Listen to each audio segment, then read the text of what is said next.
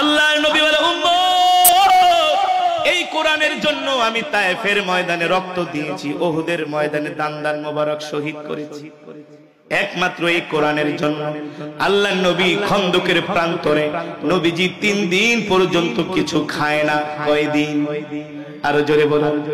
আল্লাহর নবী পেটে পাথর বেঁধে খন্দকের প্রান্তরে কাফেরদের সাথে লড়াই করার জন্য পরীক্ষা খনন করতেছে।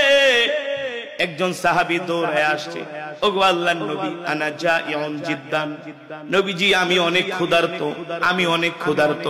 আল্লাহর নবী রাহমাতুল লিল আলামিন নিজের জামা মোবারক পেট থেকে উঠায়া আল্লাহর নবী বলে, দেখো সাহাবী তুমি ক্ষুধার্ত, আমি নবীও ক্ষুধার যন্ত্রণায় পেটে পাথর বেঁধেছি একমাত্র এই কোরআনের জন্য।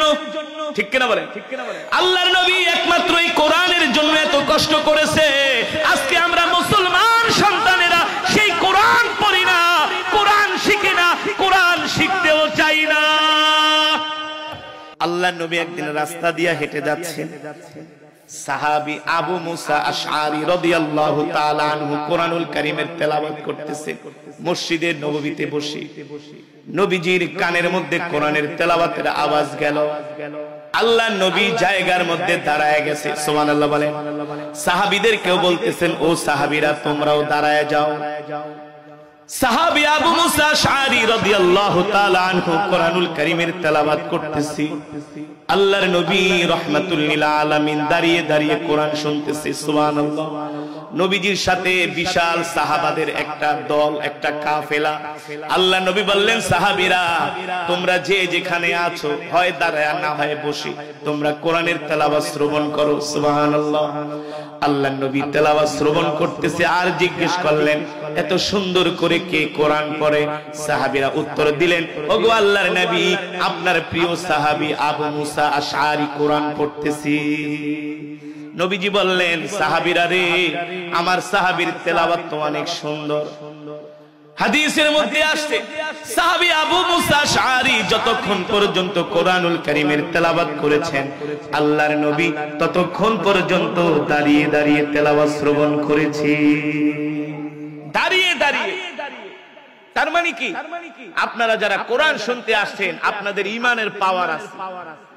ঈমানের পাওয়ার না থাকলে কোরআনের মজমায় বসে থাকতে পারতেন? এটা ঈমানের আলামত। আর এই দুনিয়ার জমিনে যে আল্লাহর কোরআনকে মহব্বত করবে, আল্লাহর কোরআনকে ভালোবাসবে, ইদা উদিআল মাইয়িতু ফি কবরিহি জাআল কুরআন ইনদা রাসিহি। আল্লাহর নবী বলেন, যে দুনিয়ার জমিনে আল্লাহর কোরআনকে ভালোবাসবে, আল্লাহর কোরআনকে মহব্বত করবে, ওই ব্যক্তি যদি ইন্তেকাল করে মারা যায়, যখন তাকে কবরের মধ্যে শোয়ানো হবে, ওই কবরের মধ্যে কেউ নাই, বাতি নাই, বিছানা নাই, সাথী নাই, সঙ্গী নাই, দরজা নাই, জানালা নাই। ওই কবরের মধ্যে যখন শোয়ানো হবে, সাথে সাথে আল্লাহর কোরআন তার মাথার সামনে যে হাজির হয়ে যাবে। এই কোরআন, এই যুবক আর কিভাবে বুঝাবো গো দোস্ত, ও বাবারা কিভাবে বুঝাবো আপনাদের? আপনি যদি এই কোরআনকে ভালোবাসেন, আপনার ইন্তেকালের সাথে সাথে আপনাকে যখন কবরের মধ্যে শোয়ানো হবে, ওই অন্ধকার কবরে কেউ যেতে পারবে না, ঠিক কিনা বলেন? তখন এই কোরআন আপনার আমার মাথার সামনে যায় দাঁড়ায় যাবে, আমাদের কবরটাকে আলোকিত করবে। তাহলে আমাদের তো উচিত সবচেয়ে বেশি কোরআনকে ভালোবাসা, মুখে মুখে না, ঠিক কিনা বলেন? বেশি বেশি করে কোরআন তেলাওয়াত করা। আল্লাহর নবী বলেন, যে বেশি বেশি করে কোরআন তেলাওয়াত করবে তার কোনোদিন চোখের জ্যোতি নষ্ট হবে না। আর যে বেশি বেশি করে কোরআন পড়বে, আল্লাহ কোনোদিন তাকে রিজিকে কষ্ট দিবে না। যে বেশি বেশি কোরআন পড়বে, আল্লাহ তাকে সম্মানের রিজিক দান করবে।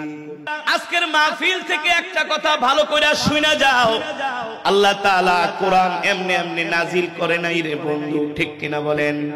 আল্লাহ তাআলা এমনি এমনি এই কোরআন নাজিল করে নাই।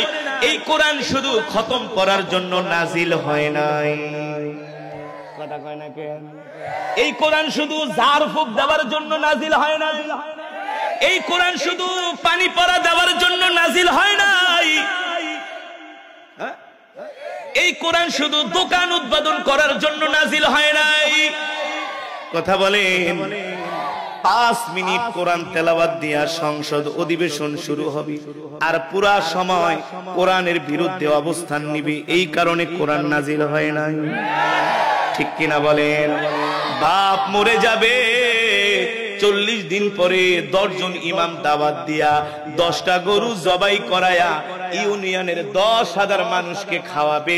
এই কারণে কোরআন নাজিল হয় নাই।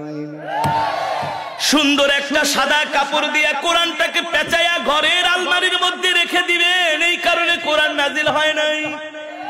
মসজিদের সেলফের মধ্যে কোরআন পড়ে থাকবে, এই কারণে কোরআন নাজিল হয় নাই। শুধু কোরআন দিয়া বছরে একবার খতমে তারাবি পড়বেন, এই কারণে কোরআন নাজিল হয় নাই।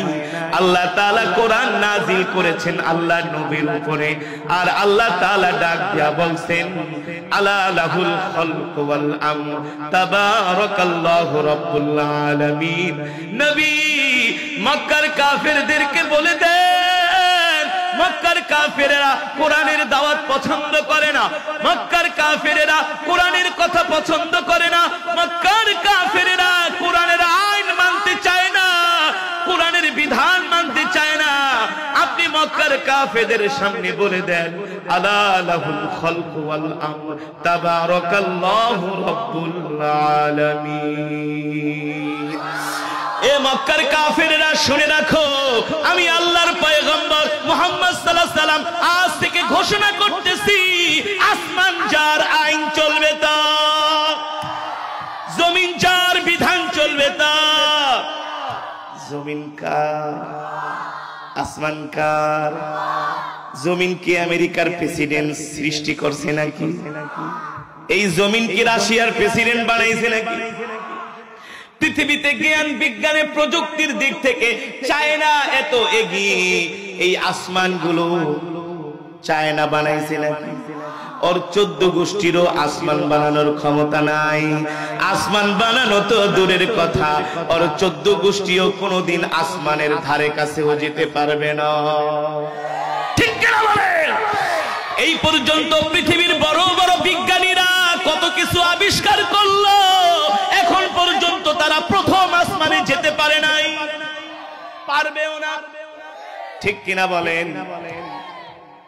এই প্রথম আসমানে পৃথিবীর একমাত্র একজন মানুষ, মহাকাশ পৃথিবীর ইতিহাসে সর্বপ্রথম, যিনি ফার্স্ট, যিনি লাস্ট, যিনি ফার্স্ট এই পৃথিবীর মহাকাশ ভ্রমণ করেছেন মাত্র একজন। জানেন? জানেন? আমেরিকার নাসার বিজ্ঞানীরাও প্রথম আসমানে আজ পর্যন্ত যেতে পারে নাই, কোনদিন তারা পারবে না। যতই আধুনিক টেকনোলজি তাদের হাতে থাকুক না কেন, তারা কোনদিন প্রথম আসমানে যেতে পারে নাই। কিন্তু পৃথিবীর ইতিহাসে একজন মাত্র, নাম বলবো একটু পরে, যিনি এক আসমান, 2 আসমান না, 7টা আসমান ভেদ করে, আল্লাহু আকবার, কে? কে? আমাদের প্রিয় নবী জনাবে মুহাম্মদুর রাসূলুল্লাহ সাল্লাল্লাহু আলাইহি ওয়াসাল্লাম 7 আসমান ভেদ করে আরশে মুআল্লায় যে আল্লাহ তাআলার সাথে দেখা করেছে। ঠিক কিনা বলেন?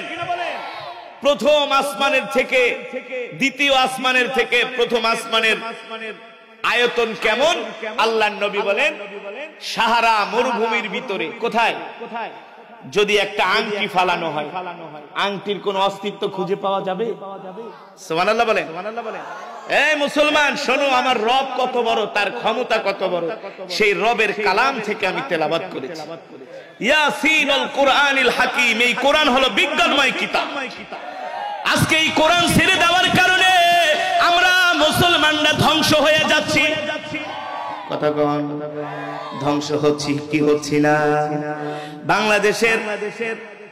বাংলাদেশের যারা সুশীল সমাজ আছে, তারা আমাদেরকে যতই আইডিয়া দেখ না কেন, তারা আমাদেরকে যতই থিওরি দেখ না কেন, তারা আমাদের যত কিছুই বুঝাক না কেন, কিন্তু পৃথিবীর জমিনে কোরআন ছাড়া মুসলমানের শান্তি না। কোরআন ছাড়া মুসলমানের ঘরেও শান্তি নাই, বাইরেও শান্তি নাই, সমাজেও শান্তি নাই, রাষ্ট্রেও শান্তি নাই, ঠিক কিনা বলেন? গতকালকের পত্রিকায় দেখলাম একটা স্কুল থেকে শিক্ষা সফরে গিয়েছে, গাড়ির ভিতরে ছাত্র শিক্ষককে মদ ঢাইলা দিতেছে। স্কুলের শিক্ষা সফরে পত্রিকায় হেডিং এ আমার বানানো কথা না, আমি তো মৌলবী, আমার কথা তো বিশ্বাস করবেন না, কিন্তু প্রমাণ রেখে দিচ্ছি। কালবেলার পত্রিকা রিপোর্ট করেছে স্কুল থেকে ছাত্ররা শিক্ষা সফরে যায় না, শিক্ষক শিক্ষার্থীরা মিলে, ছাত্র ছাত্রীরা শিক্ষকরা মিলে স্কুলের শিক্ষা সফরে গেছে। সেখানে যায় ছাত্র আর শিক্ষক একসাথে মদ খাইছে। সেটা আবার ছবি তুলা পত্রিকায় সোশ্যাল মিডিয়া ছড়ায় গেছে। তো যেই দেশের স্কুলের শিক্ষা ব্যবস্থায় যে দেশের শিক্ষকরা ছাত্ররা মিলা একসাথে মদ পান করে, ওই দেশে কোনদিন নীতিবান মানুষ তৈরি হবে? জোরে বলুন। ওই দেশে কোনদিন ভালো মানুষ তৈরি হবে? এই সমাজটাকে যদি পরিবর্তন করতে হয়, আল্লাহর কোরআন ছাড়া আছে কোন পথ, ঠিক কিনা বলে? আজকে 6-7 এর ছেলেরা রাস্তায় দাঁড়ায় ওপেন সিগারেট খায়, এখনো মোজ গজায় নাই, মুখের থেকে দুধের গন্ধ যায় নাই। 6-7 এর ছেলেরা ধুমায় সিগারেট, শুধু ছেলেরা না, এখন মেয়েরাও সিগারেট খায়, ঠিক কিনা বলেন? এখন স্কুল কলেজের মেয়েরা অধিকাংশ এখন টিকটক করে, পারে কি করে না? সব টিকটক সেলিব্রিটি হয়ে গেছে, ঠিক কিনা বলে? যদি বলেন এই মিয়া তোমার বয়স 6-7 এ পড়ো, মাত্র 12-15 বছর বয়স, এই বয়সে সিগারেট খাও, আপনার বাপের টাকা দিয়ে খায়? বাস্তব নাকি অবাস্তব? সত্য নাকি মিথ্যা? এই সমাজকে যদি পরিবর্তন করতে হয়, আল্লাহর কোরআন ছাড়া বিকল্প কোনো পথ নাই, ঠিক কিনা বলেন? আল্লাহর বান্দারা